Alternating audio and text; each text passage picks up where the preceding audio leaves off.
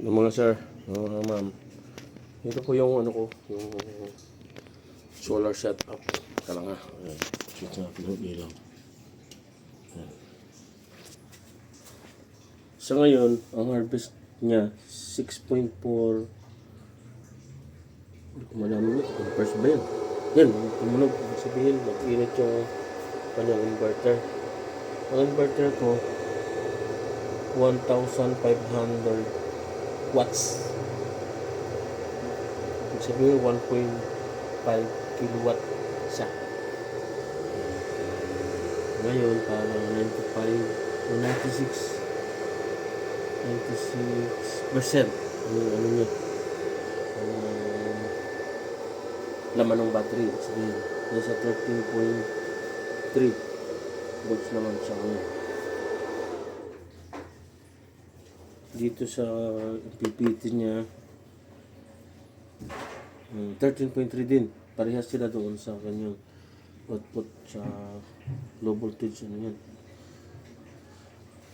Tawag nyo lang low voltage. Hindi ko kasi kabisado yun. Pero ako rin nagawa niyan. Via ano lang YouTube. Turo lang from YouTube. Mga idol sa YouTube. Gumagana ngayon yung ano, ilaw ko. Yan. Tapos mga electric fan. Gumagana siya. Pero yung rep hindi siya nakakonect.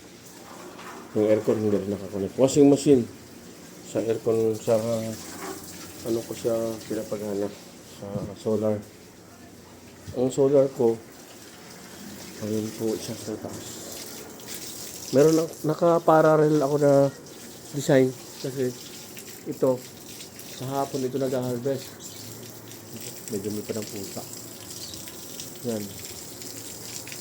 Tapos pag sa umaga naman ang harvest nandun sa harap ng bahay. Sa likod ng bahay. Ito yung harap. Ito yung sa likod.